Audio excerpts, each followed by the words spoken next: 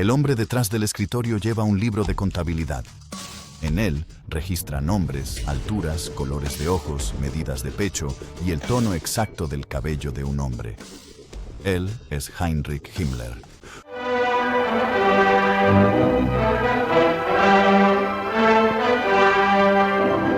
Excriador de aves de corral, vendedor de fertilizantes fracasado y ahora el jefe designado de una unidad de guardaespaldas que cuenta con menos de 300 hombres.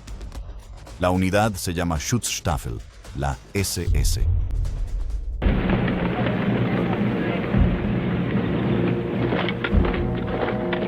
La mayoría de la gente en Alemania apenas ha oído hablar de ella. En menos de una década, controlará uno de los mayores aparatos de terror de la historia humana. Sus miembros dirigirán campos de concentración, escuadrones móviles de exterminio, territorios ocupados y una fuerza policial secreta que llegará a todos los rincones de Europa.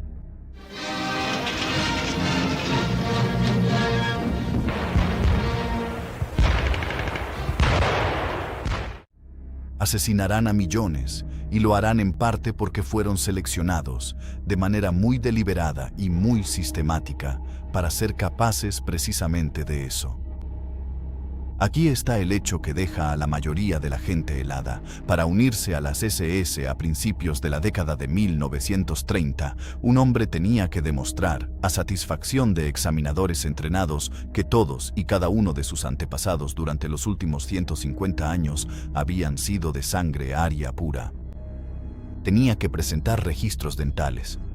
Tenía que presentarse ante un panel de científicos raciales que medirían la distancia entre sus ojos, el ángulo de su mandíbula y la circunferencia de su cráneo. Tenía que medir entre 1,70 y 1,85 metros. Si le faltaba incluso un solo diente de la dentadura completa, podía ser rechazado.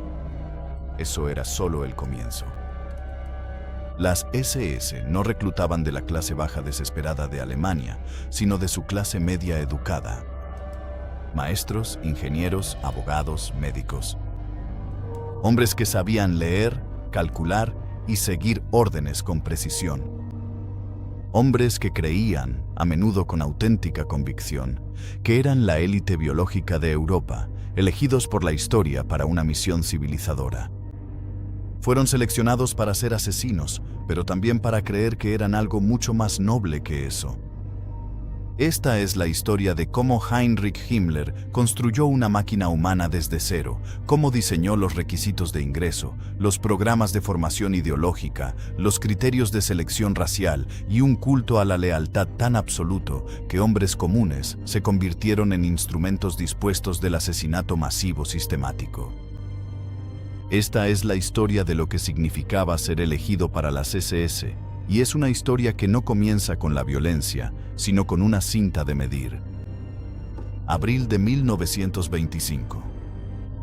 Las SS nacen con menos de una docena de hombres y un solo propósito. Adolf Hitler acababa de ser liberado de la prisión de Landsberg, donde había dictado Mein Kampf y reorganizado su movimiento político. Estaba paranoico por su seguridad personal, desconfiaba de la fuerza paramilitar más grande a disposición del partido, la SA de camisas pardas, la Sturmabteilung, y estaba decidido a crear una pequeña guardia personal devota que respondiera solo ante él. La unidad fue llamada inicialmente Stoßtrupp Adolf Hitler. Fue renombrada como Schutzstaffel, Escuadrón de Protección, y puesta bajo el mando de una serie de líderes que no lograron darle importancia. Cuando Heinrich Himmler asumió el mando en enero de 1929, las SS contaban con aproximadamente 280 miembros. Las ciudades alemanas estaban llenas de jóvenes inquietos, veteranos de la Gran Guerra, estudiantes que no podían encontrar trabajo, empleados y burócratas cuyos ahorros habían sido aniquilados por la hiperinflación. La SA los reclutaba por decenas de miles, peleando en cervecerías y desfilando por las calles.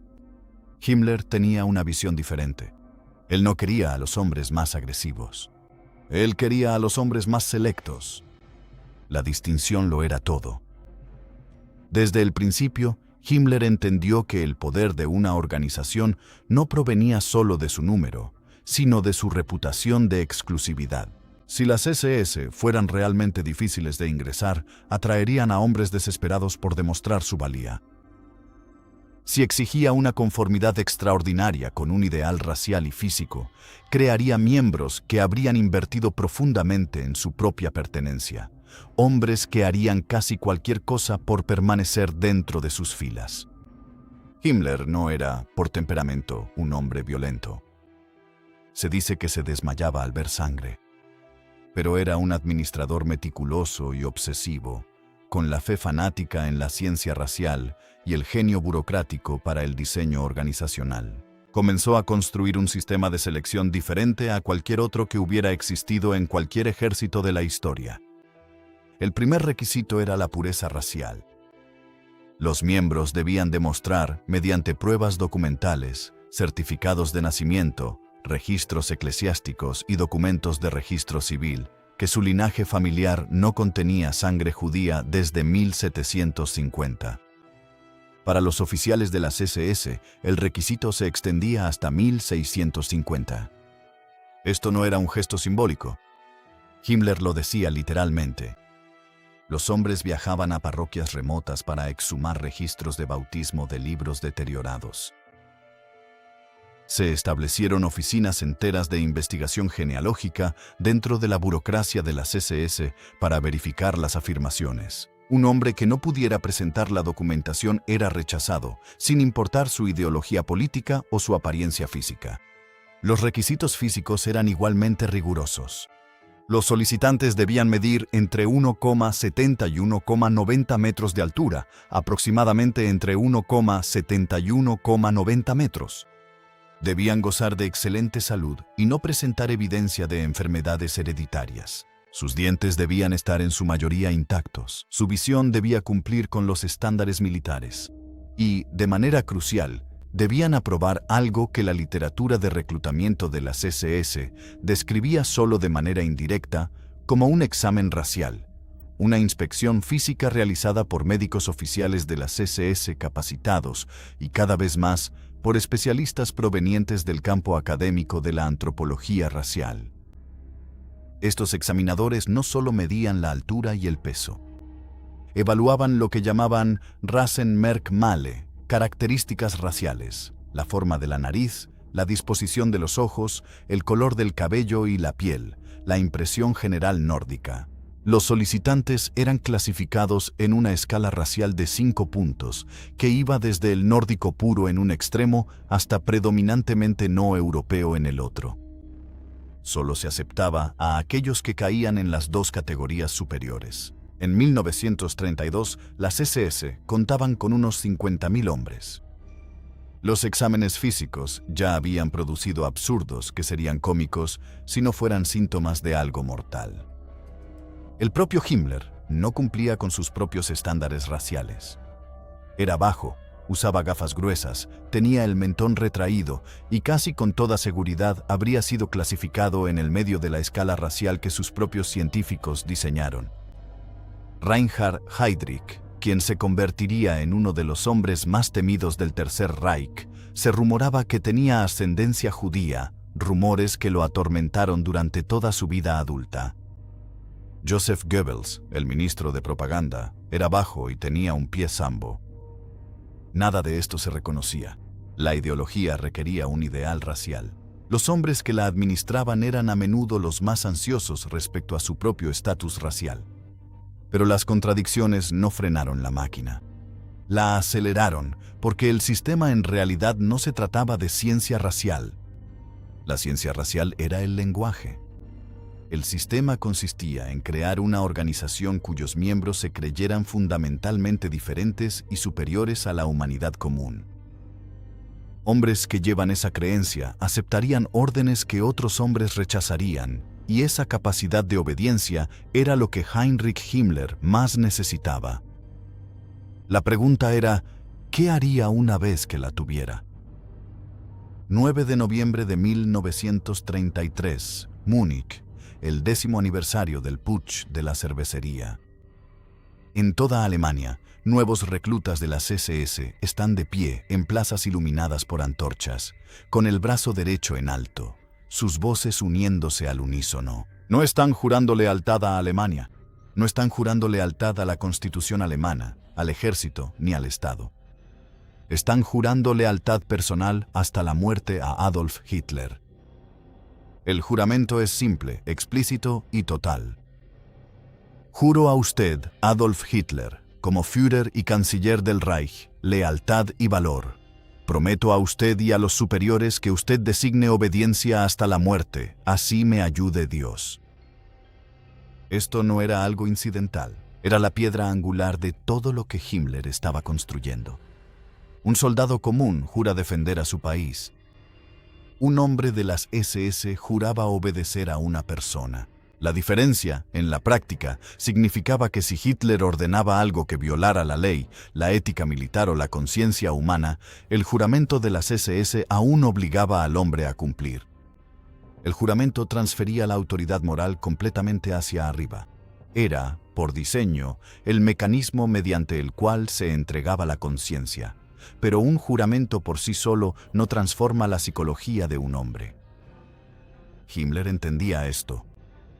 Él complementó el juramento con un programa intensivo de adoctrinamiento ideológico que duraba años y comenzaba desde el momento en que un recluta se postulaba, y que en realidad nunca terminaba mientras llevara el uniforme negro. El plan de estudios ideológico de las SS se construyó en torno a varios conceptos interconectados. El primero era la superioridad racial, la creencia, presentada como ciencia establecida, de que los pueblos germánicos y nórdicos representaban el punto más alto del desarrollo biológico humano. A los hombres de las SS se les asignaban textos de teóricos raciales como Hans F. K. Günther, cuyos libros clasificaban a los pueblos europeos en subtipos raciales y les atribuían características morales, intelectuales y culturales. Asistían a conferencias impartidas por educadores de las SS que enseñaban que los judíos representaban una contrarraza, una fuerza biológica que trabajaba activamente para destruir la civilización nórdica. Este no era material marginal dentro de las SS. Era el plan de estudios obligatorio. El segundo concepto era la idea de las SS como una nueva aristocracia, no de nacimiento, sino de selección racial. Himmler describía repetidamente su visión. Las SS formarían el núcleo biológico e ideológico de un nuevo orden europeo. Tras la victoria anticipada de Alemania, los hombres de las SS y sus esposas aprobadas racialmente engendrarían la próxima generación de la raza superior. Sus hijos heredarían el liderazgo de un continente transformado según los principios nacionalsocialistas. El hombre de las SS no era simplemente un soldado. En la imaginación de Himmler, era un padre fundador de una civilización de 1000 años. Para reforzar esto, las SS desarrollaron su propio calendario de rituales, ceremonias y símbolos. La runa de las SS, 2 relámpagos dentados derivados de la runa nórdica, reemplazó las insignias militares convencionales. Los matrimonios de las SS requerían la aprobación de la Oficina de Raza y Asentamiento, que evaluaba a las posibles esposas para determinar su idoneidad racial y genética. Se animaba a que los hijos de las SS fueran inscritos en una organización llamada Lebensborn, la Fuente de la Vida, una red de hogares de maternidad creada para apoyar a madres aprobadas racialmente y más tarde para facilitar el secuestro de niños considerados valiosos racialmente de territorios ocupados para su germanización. Incluso la muerte era ritualizada. Los hombres de las SS caídos no eran conmemorados con funerales cristianos, sino con ceremonias tomadas de una tradición nórdica inventada. Velas, runas, un cuenco con tierra de la región natal del soldado. La SS estaba, en efecto, creando una nueva religión con Heinrich Himmler como su sumo sacerdote. El tercer concepto, y el más trascendental, era la dureza. Himmler hablaba y escribía obsesivamente sobre la necesidad de que el hombre de las SS fuera duro, no físicamente duro, aunque se requería fortaleza física, sino psicológicamente duro, lo suficientemente duro como para realizar tareas que los hombres comunes encontrarían emocionalmente intolerables, lo suficientemente duro como para presenciar el sufrimiento y seguir funcionando, lo suficientemente duro como para matar eficientemente y volver a casa para cenar. Himmler creía y enseñaba que esta dureza no era crueldad, era deber. El hombre de las SS que mataba sin mostrar emoción no era un monstruo, era un profesional. Era, según la formulación de Himmler, un hombre que se había superado a sí mismo. Este lenguaje de dominio propio y deber profesional resonaría en los programas de entrenamiento de las SS, las evaluaciones de oficiales y los informes posteriores a las acciones durante la siguiente década. Creó un marco psicológico en el que se podía cometer una atrocidad sin que el perpetrador se percibiera a sí mismo como el autor de dicha atrocidad. No era un asesino. Era un instrumento de la necesidad histórica. Los reclutas que absorbían esta visión del mundo salían de su entrenamiento con algo más peligroso que el fanatismo. Salían con un marco moral coherente que justificaba cualquier cosa que se les ordenara hacer, y las órdenes estaban por llegar.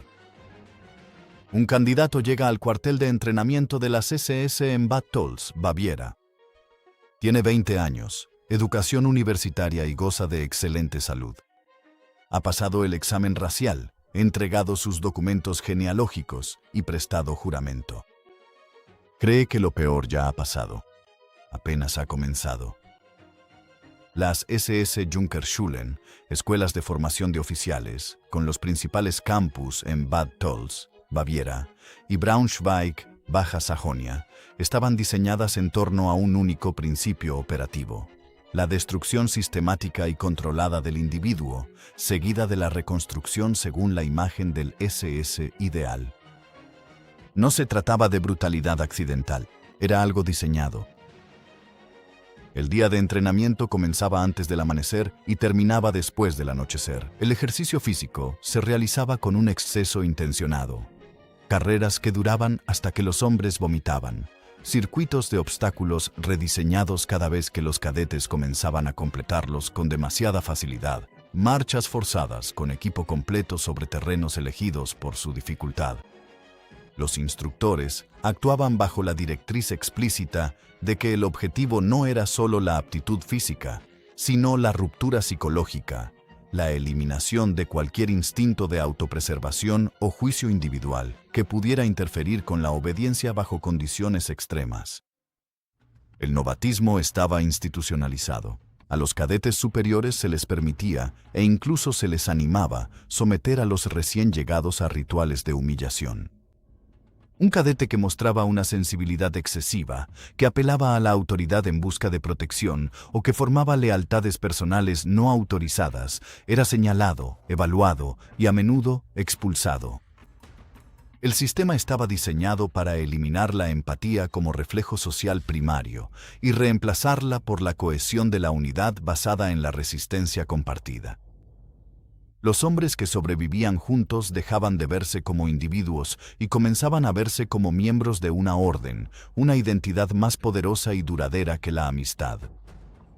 El entrenamiento con armas iba más allá de lo necesario para la competencia en el campo de batalla. A los hombres de las SS se les enseñaba a usar armas de fuego, armas blancas y sus propias manos, con un énfasis en la eficiencia letal que distinguía su entrenamiento del currículo más convencional de la Wehrmacht. Realizaban ejercicios con fuego real, a distancias y velocidades que producían bajas genuinas. Fueron entrenados en el uso de la pistola Walter P-38 a corta distancia, el arma que se utilizaría con mayor frecuencia en las ejecuciones masivas. Esto no era una coincidencia. El entrenamiento anticipaba las operaciones, pero el elemento más revelador del entrenamiento físico de las SS era la inclusión deliberada de ejercicios diseñados para habituar a los reclutas a presenciar e infligir dolor. En los primeros años, esto a veces tomaba la forma de combates organizados entre reclutas, peleas a puño limpio en las que la intervención de los instructores era explícitamente evitada. Los hombres que protegían a oponentes claramente derrotados eran criticados. La lección era precisa. La compasión en el contexto del deber era debilidad. Oficiales que luego comandarían los Einsatzgruppen, las unidades móviles de exterminio que asesinarían a más de 1 millón de personas en la Unión Soviética, fueron entrenados en estas escuelas. Muchos de ellos no eran, según ningún criterio convencional, individuos perturbados. Estudios psicológicos realizados décadas después, especialmente por el historiador Christopher Browning en su análisis del Batallón de Policía de Reserva 101, encontraron que los perpetradores vinculados a las SS provenían frecuentemente de entornos estables y educados y no mostraban evidencia previa a la guerra de sadismo o personalidad antisocial. Lo que había hecho el entrenamiento no fue descubrir monstruos. Había creado un contexto en el que hombres comunes podían cometer actos monstruosos al situar esos actos dentro de un marco de obligación profesional. Los estándares físicos se mantenían durante todo el servicio de un miembro, no solo en el momento de su incorporación. Se realizaban evaluaciones regulares de condición física. Se esperaba que los oficiales por encima de cierto rango mantuvieran su apariencia. El exceso de peso podía resultar en una reprimenda formal.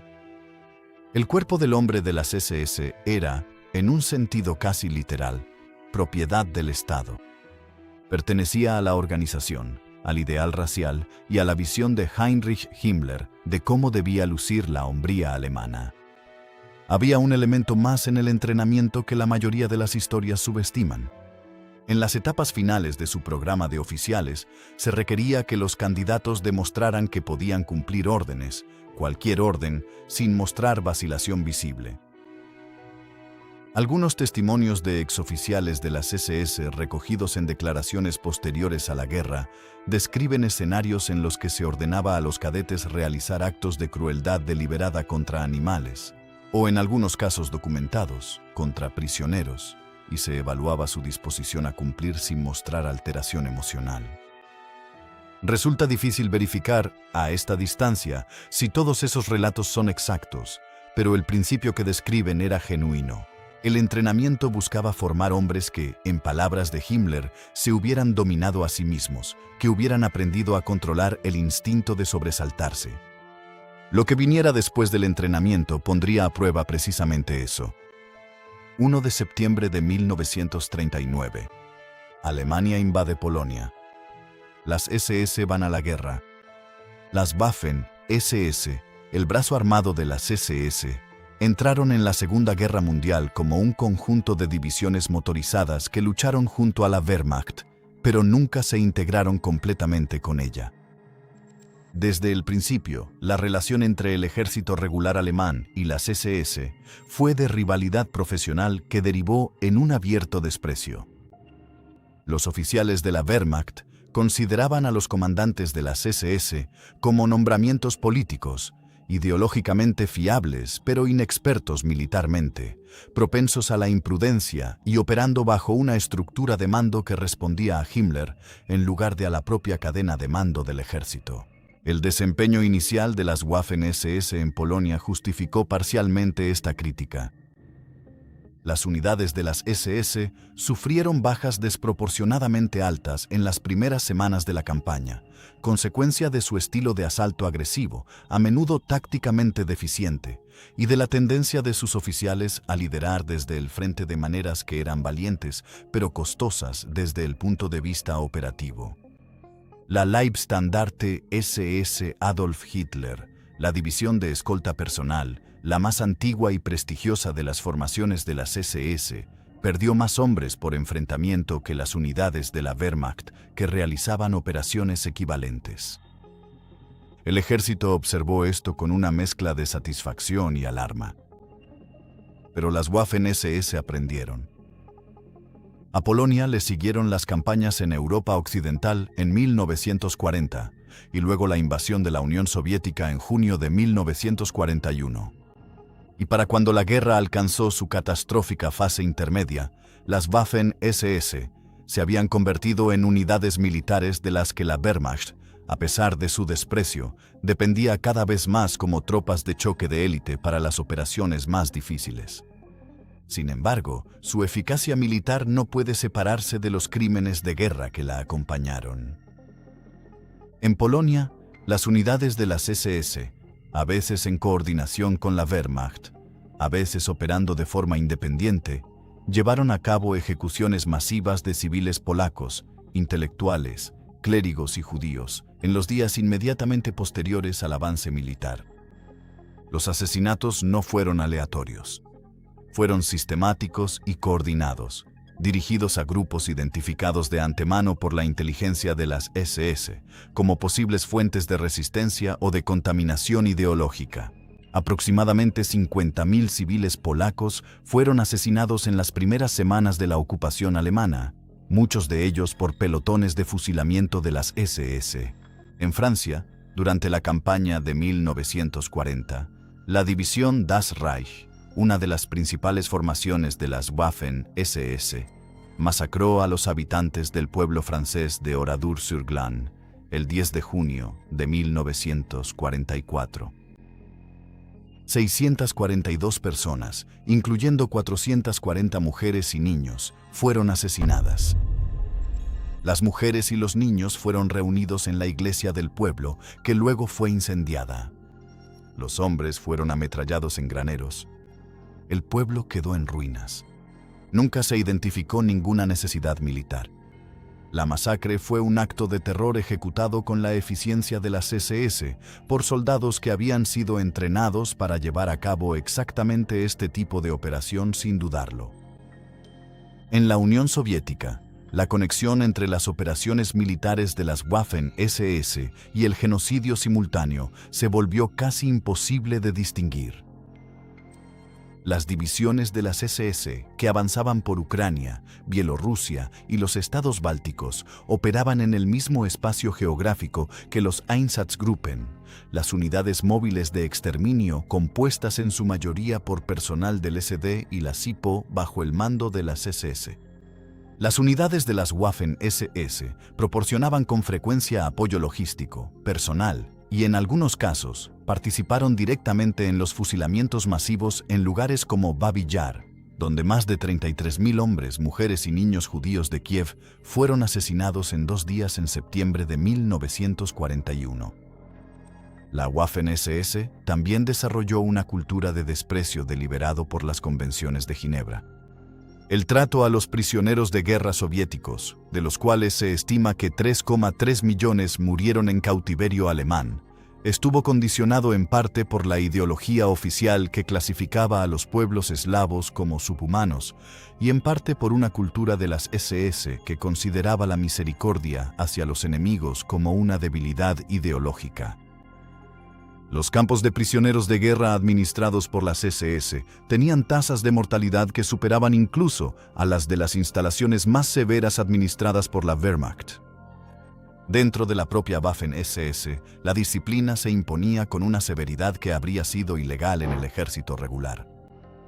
Las ejecuciones sumarias por cobardía, deserción o retirada no autorizada se llevaban a cabo sin consejo de guerra. Se esperaba que los oficiales mantuvieran la cohesión de la unidad tanto por medio del miedo como del respeto. El resultado fue una formación militar que, según los parámetros convencionales, era tácticamente formidable y moralmente catastrófica.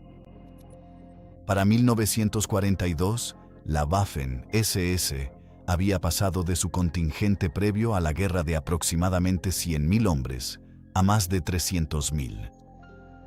Al final de la guerra, incluiría a casi 1 millón de soldados, reclutados no solo de Alemania, sino también de países ocupados y aliados de toda Europa. Daneses, noruegos, holandeses, belgas, letones, estonios, ucranianos y croatas, que se ofrecieron como voluntarios o fueron obligados a servir en las SS, pasaron cada uno por una versión modificada de la selección racial y el adoctrinamiento ideológico que había dado forma a la organización original.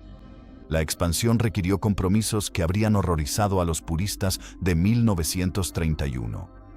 Los estándares raciales se relajaron discretamente. Se ajustaron los requisitos físicos.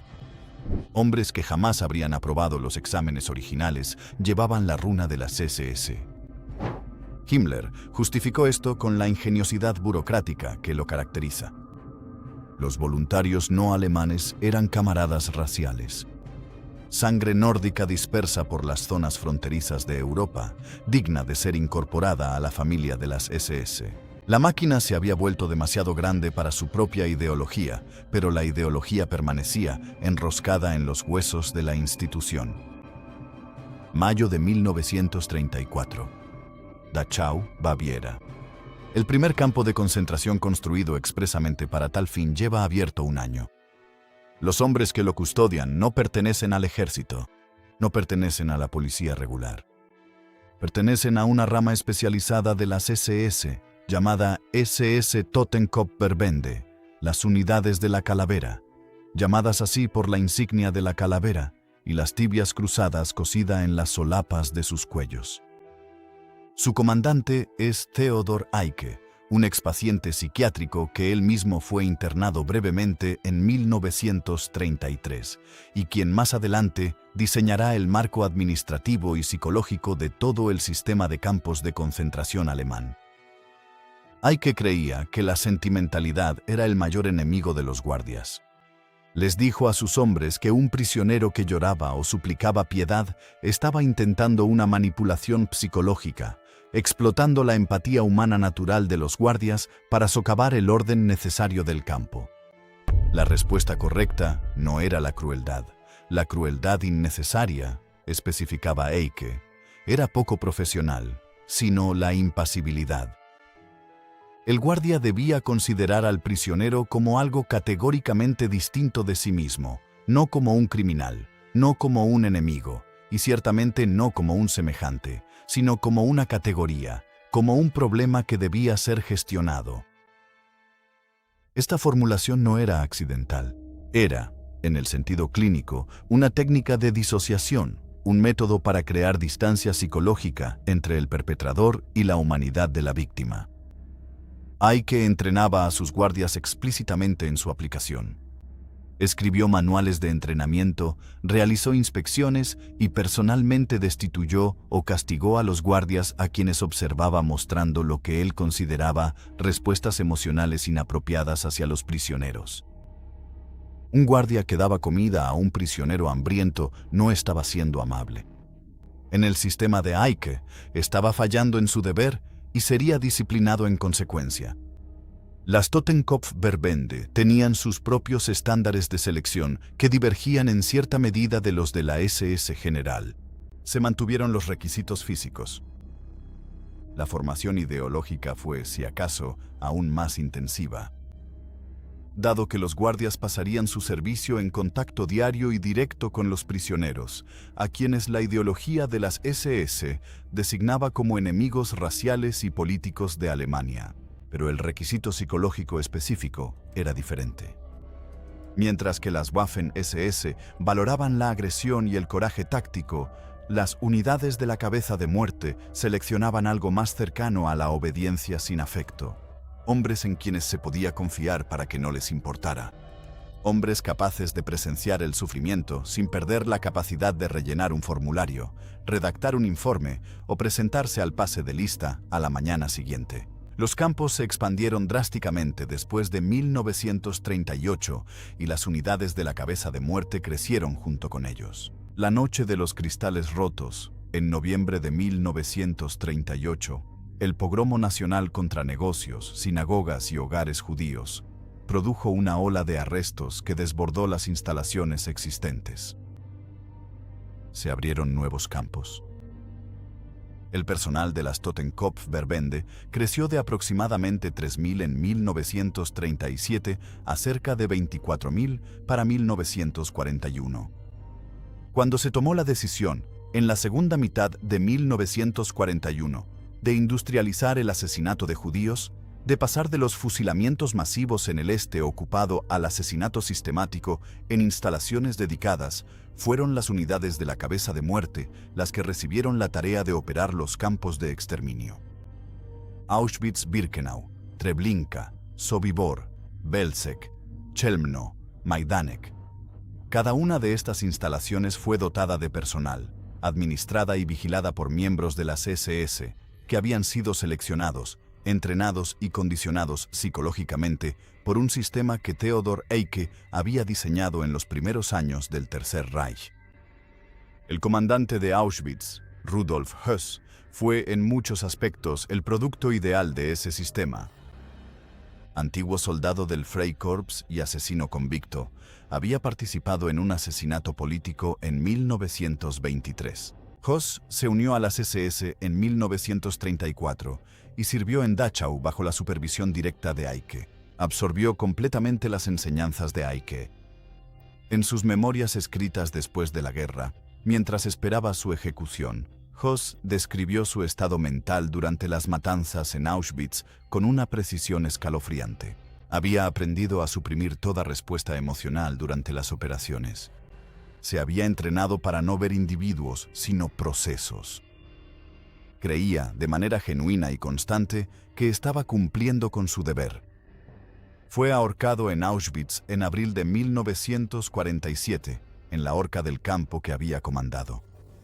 Las unidades de la calavera no estaban compuestas principalmente por sádicos.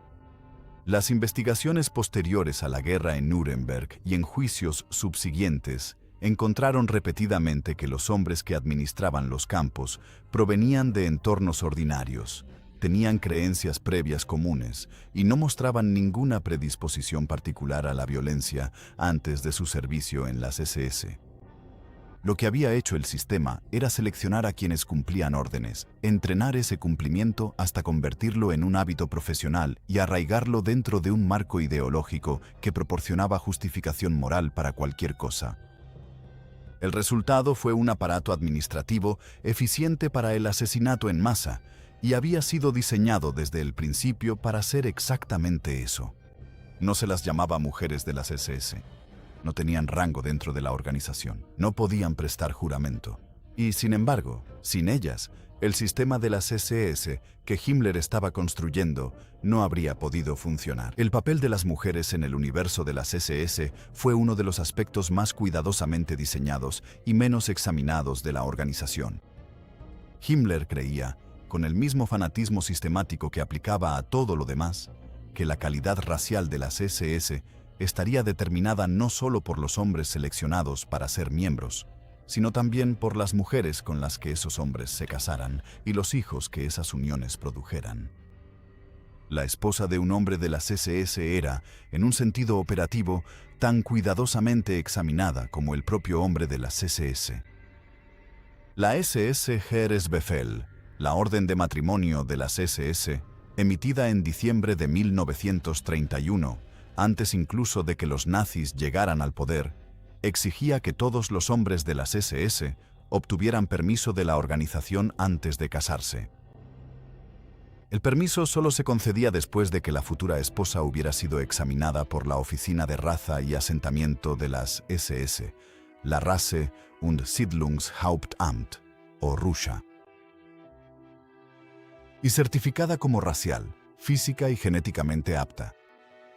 El examen incluía una inspección física por parte de los oficiales médicos de las SS, una revisión de la documentación genealógica de la mujer hasta 4 generaciones atrás y una evaluación de la historia médica de su familia en busca de evidencia de enfermedades hereditarias. Las mujeres que no superaban algún elemento de este examen, que eran consideradas demasiado bajas, cuya ascendencia era impura, o cuya familia presentaba evidencia de enfermedades mentales, eran motivo para negar al hombre de las SS el permiso para casarse. Los hombres que se casaban sin aprobación se arriesgaban a ser expulsados de la organización. Dada la intensidad con la que los miembros de las SS se identificaban con la orden, esta era una sanción lo suficientemente severa como para obligar al cumplimiento. Se esperaba que la esposa aprobada de las SS encarnara un ideal específico. Debía ser físicamente saludable, fértil, políticamente confiable y estar satisfecha con centrar su existencia en la crianza de los hijos. Las SS promovían activamente las familias numerosas. Los miembros con 4 o más hijos recibían reconocimiento público e incentivos económicos. La falta de hijos se consideraba con algo cercano a la sospecha moral. Al mismo tiempo, aproximadamente 3.600 mujeres sirvieron como Aufseherinnen, guardianas femeninas, en el sistema de campos de concentración, supervisadas por comandantes masculinos de las SS, pero desempeñando funciones en las secciones femeninas de los campos que los guardias masculinos no podían realizar. Estas mujeres no eran miembros de las SS. Tenían estatus de empleadas civiles, pero eran seleccionadas mediante un proceso que incluía una evaluación ideológica y operaban dentro del marco administrativo y disciplinario de las SS. Algunas de ellas se hicieron notorias por una brutalidad que igualaba o superaba la de sus homólogos masculinos. Irma Grese, una guardiana en Ravensbrück y Auschwitz, que tenía 22 años cuando terminó la guerra, fue ejecutada por crímenes de guerra en diciembre de 1945. El programa Lebensborn, establecido en 1935 bajo el patrocinio directo de las SS, representa quizás la intersección más perturbadora entre las mujeres, la ideología racial y el sistema de las SS. Inicialmente concebido como una red de hogares de maternidad, donde madres solteras que llevaban hijos considerados racialmente valiosos podían dar a luz bajo supervisión médica, Lebensborn evolucionó durante la guerra hasta convertirse en un instrumento de ingeniería biológica. En la Noruega ocupada, Polonia y otros lugares, los niños evaluados por examinadores raciales de las SS como aptos según los estándares físicos germánicos eran separados de sus familias y colocados en instalaciones Lebensborn para su germanización, donde se les enseñaba el idioma alemán, costumbres alemanas e identidad alemana. Sus nombres originales eran borrados. A sus familias biológicas se les decía que habían desaparecido o que habían muerto. Se estima que entre 10.000 y 20.000 niños fueron sometidos a este proceso. Después de la guerra, la identificación y reunificación de estos niños ocupó a organizaciones internacionales de bienestar durante años. Algunos nunca lograron reunirse con sus familias biológicas. Algunos habían sido tan completamente procesados a través del sistema de germanización que no podían recordar o no podían aceptar sus identidades originales. La SS había intentado, con su característica minuciosidad sistemática, no solo crear a los soldados de su orden racial, sino también a la siguiente generación de los herederos de esa orden. Lo que no pudo diseñar fue el resultado de la guerra, que ahora se volvía en su contra. Invierno de 1942. El frente oriental ha consumido 3 grupos de ejércitos alemanes. Stalingrado está a 2 meses de convertirse en una catástrofe. Dentro de la SS está ocurriendo algo que el liderazgo de la organización no está preparado para reconocer. Los hombres se están quebrando. El condicionamiento psicológico que el sistema de Himmler había aplicado tan meticulosamente no resultó ser, al final, impermeable a la realidad. Los Einsatzgruppen, las unidades móviles de exterminio que operaban en la Unión Soviética ocupada, estaban compuestos en parte por personal de las SS que había superado todas las pruebas, asimilado cada lección ideológica y jurado todos los votos, y aún así, en números cuantificables, estaban experimentando lo que el cuerpo médico de las SS describía clínicamente como dificultades psicológicas. Las ejecuciones masivas en lugares como Babi Yar, Ponari y el Noveno Fuerte, donde miles de personas fueron asesinadas en un solo día y sus cuerpos enterrados en fosas, exigían que los participantes operaran en condiciones de extremo estrés físico y psicológico. Los asesinatos no eran mecánicos ni distantes. Requerían que los hombres se situaran a corta distancia, apuntaran a individuos, a mujeres, a niños, a ancianos y dispararan repetidamente durante horas seguidas. Requerían que los asesinos arrojaran tierra sobre cuerpos que aún no estaban completamente muertos. Requerían que los hombres regresaran a casa después y durmieran. Algunos de ellos no podían hacerlo. El abuso de alcohol dentro de los Einsatzgruppen alcanzó niveles que alarmaron a los oficiales médicos de las SS durante inspecciones de rutina. Himmler recibió informes de hombres que se negaban a participar en los fusilamientos, de guardias que lloraban o vomitaban en los lugares de las masacres, de oficiales que solicitaban ser transferidos. Un pequeño número de hombres de las SS intentó proteger activamente a los judíos bajo su jurisdicción, asumiendo un riesgo personal significativo. La mayoría de estos actos de resistencia fueron aislados y, en última instancia, inútiles. El sistema era demasiado grande y demasiado decidido, pero ocurrieron y contradecían la imagen de uniformidad ideológica que proyectaban las SS. La respuesta de Himmler fue doble. Primero, aceleró el desarrollo de un sistema de exterminio más mecanizado. Las cámaras de gas en Auschwitz-Birkenau y los campos de la Operación Reinhardt fueron en parte una respuesta al problema operativo de realizar ejecuciones masivas mediante fusilamiento, lo cual resultaba demasiado costoso psicológicamente para el personal involucrado. Las cámaras y los crematorios añadían una distancia física y psicológica adicional entre los verdugos y las víctimas. En segundo lugar, intensificó la instrucción ideológica, insistiendo en que las dificultades psicológicas que experimentaban sus hombres eran evidencia de un compromiso ideológico insuficiente y exigiendo que los comandantes abordaran esa debilidad. Ninguna de las respuestas fue adecuada para lo que estaba ocurriendo en el frente oriental en términos más generales, ni para la catástrofe cada vez más profunda de la guerra. Para 1943, las Waffen-SS estaban sufriendo bajas a un ritmo insostenible. Las divisiones que habían entrado en la Unión Soviética, casi a plena capacidad, se redujeron a formaciones esqueléticas. La cadena de reemplazos estaba sobrecargada por las crecientes demandas simultáneas del sistema de campos de concentración, el aparato de seguridad en los territorios ocupados y las formaciones de primera línea. Los estrictos estándares de selección de 1931 habían sido abandonados silenciosamente para la mayoría de los nuevos reclutas años antes. Hombres que en los primeros años de la organización habrían sido rechazados por fallos en la evaluación racial, por deficiencias físicas o por una formación ideológica insuficiente, ahora eran incorporados como reemplazos y enviados apresuradamente al frente. Las Waffen-SS ya no eran una formación de élite seleccionada. Era, cada vez más, una gran fuerza militar convencional con una imagen de élite y una carga inusualmente pesada de crímenes de guerra. La disidencia dentro de los altos mandos seguía siendo rara y se castigaba con extrema severidad cuando aparecía. Los oficiales que cuestionaban las órdenes, especialmente aquellas relacionadas con el trato a las poblaciones civiles o a los prisioneros, se enfrentaban a consejos de guerra, degradación o ejecución.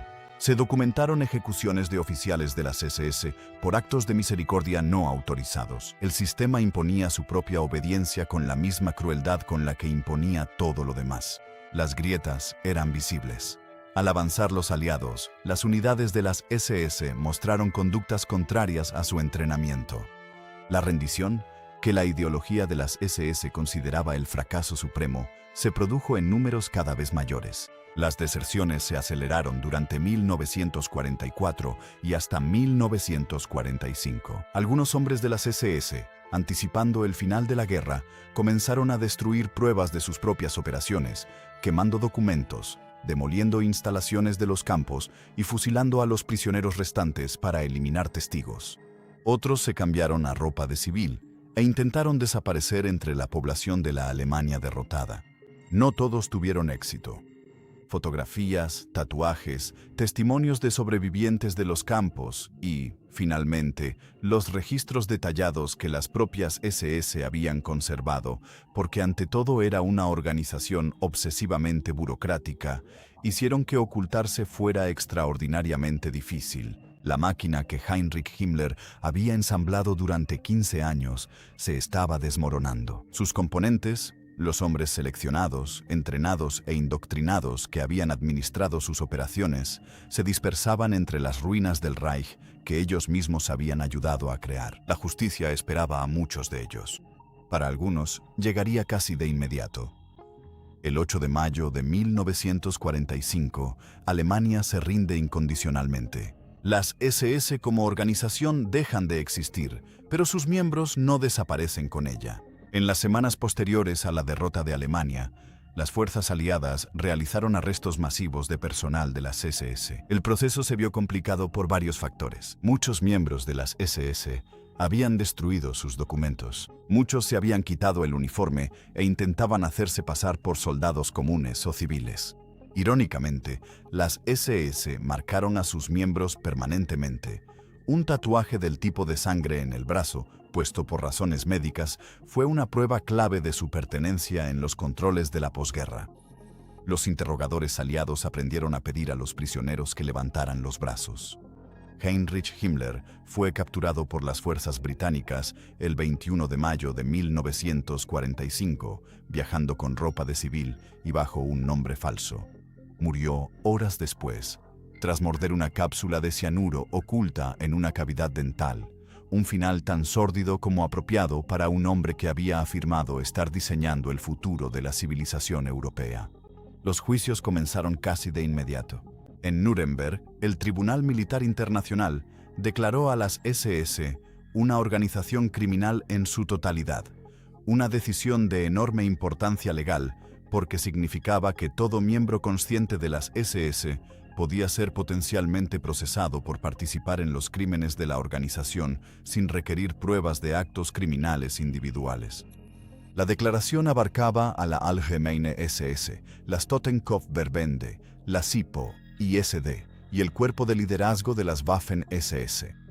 Los procedimientos posteriores, los juicios subsiguientes de Nuremberg, el juicio de los Einsatzgruppen, el juicio de los rehenes y el juicio de la RSHA, produjeron un panorama detallado de la estructura operativa de las SS y de las responsabilidades individuales de sus oficiales. 24 comandantes de los Einsatzgruppen fueron juzgados. 14 fueron condenados a muerte. Rudolf Höss, comandante de Auschwitz, fue devuelto a Polonia para ser juzgado y fue ahorcado en abril de 1947 en el sitio del campo que había administrado. Oswald Pohl, el jefe del imperio económico de las SS, que había operado los campos de concentración como un sistema de extracción de mano de obra, fue ejecutado en 1951. Pero el ajuste de cuentas fue incompleto en formas que no serían plenamente evidentes hasta décadas después. Se estima que el 90% de los aproximadamente 800.000 miembros de las SS durante la guerra nunca fueron procesados. Muchos escaparon a través de las ratlines, redes de rutas de escape organizadas con la ayuda de clérigos simpatizantes, antiguos funcionarios fascistas en Sudamérica y, en algunos casos, servicios de inteligencia occidentales que valoraban a los antiguos miembros de las SS por su experiencia anticomunista. Adolf Eichmann, el teniente coronel de las SS que había administrado la logística de la deportación de los judíos europeos a los campos de exterminio, vivió en Argentina bajo un nombre falso durante 15 años antes de ser capturado por la inteligencia israelí en 1960. Fue juzgado en Jerusalén en 1961, un juicio que Hannah Arendt cubrió y que produjo su famosa formulación de la banalidad del mal, la observación de que el mal más sistemático en la historia humana había sido administrado no por monstruos, sino por burócratas. Los hombres de las SS eran, según el análisis de Arendt, ejemplos de una capacidad que reside dentro de la psicología humana ordinaria, la capacidad de subordinar el juicio moral a la lealtad institucional, de redefinir la atrocidad como procedimiento, de participar en asesinatos en masa mientras uno se percibe a sí mismo como un profesional concienzudo.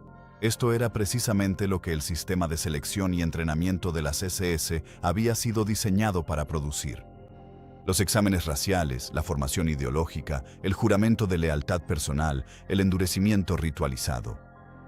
Todo ello había servido para crear hombres capaces de cometer crímenes de una escala y sofisticación sin precedentes, mientras creían sinceramente estar cumpliendo con su deber. La investigación posterior ha profundizado esta comprensión sin disminuir su horror.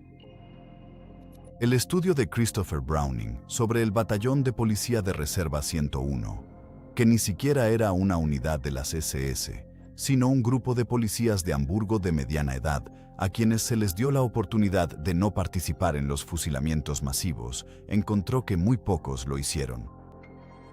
La investigación de James Waller sobre la psicología de la atrocidad encontró patrones consistentes en la lealtad grupal, la deshumanización de las víctimas y la difusión de la responsabilidad individual dentro de estructuras institucionales en presencia de ideologías que autorizan tales actos.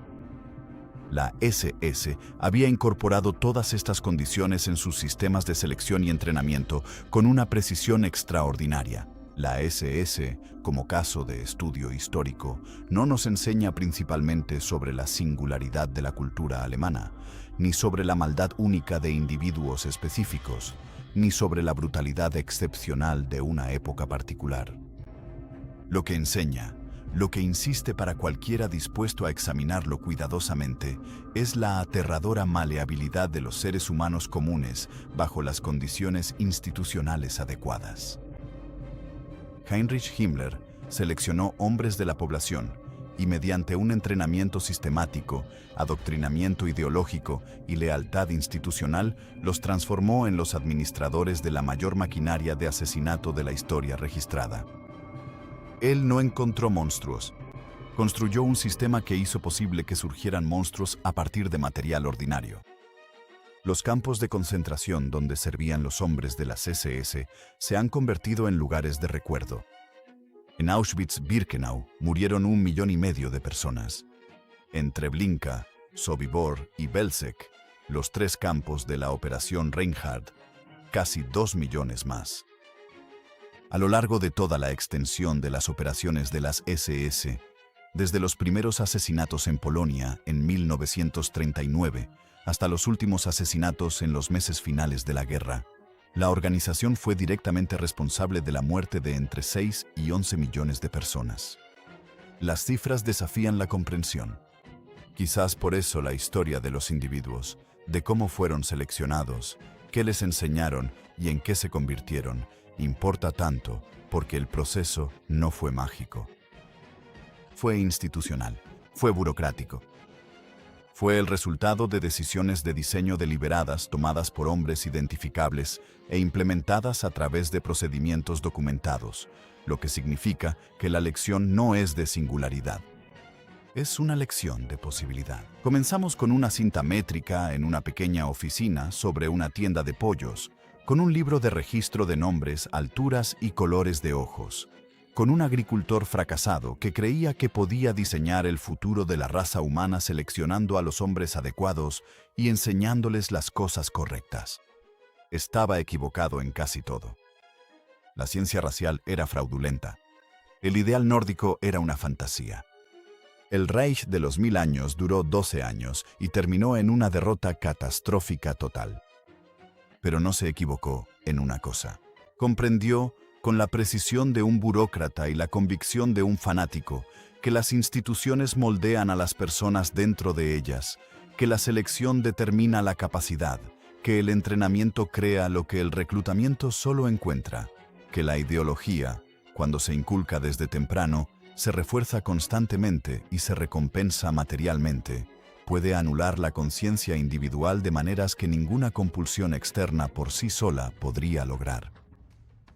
Las SS no reclutaban asesinos, reclutaba hombres y hacía posible el asesinato a través de un sistema tan bien diseñado, tan internamente coherente y tan eficaz redefiniendo lo que se consideraba deber, que sus miembros podían llevar a cabo operaciones de una brutalidad sin precedentes y regresar a casa para escribir cartas a sus hijos.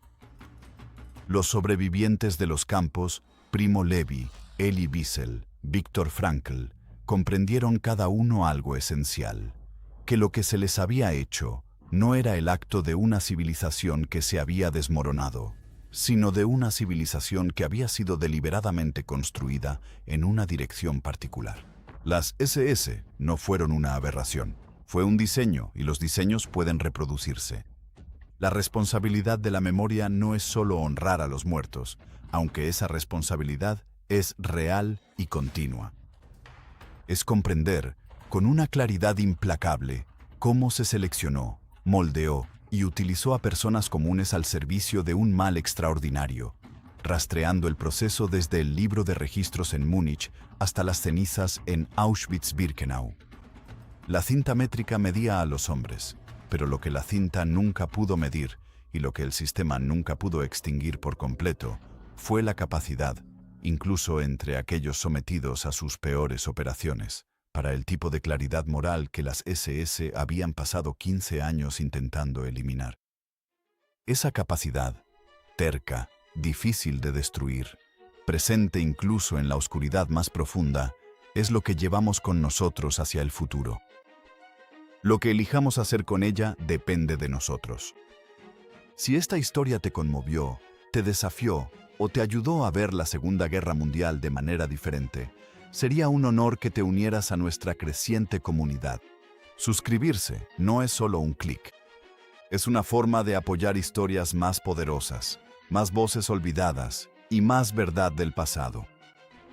Así que si crees que estas historias importan, haz clic en el botón de suscribirte y sigamos construyendo este viaje juntos. Y no olvides dejar un comentario. Leemos cada uno y nos encanta conocer tus opiniones. Hasta la próxima. Sigue explorando la historia con Epic War. Sigue haciendo preguntas. Sigue buscando la verdad.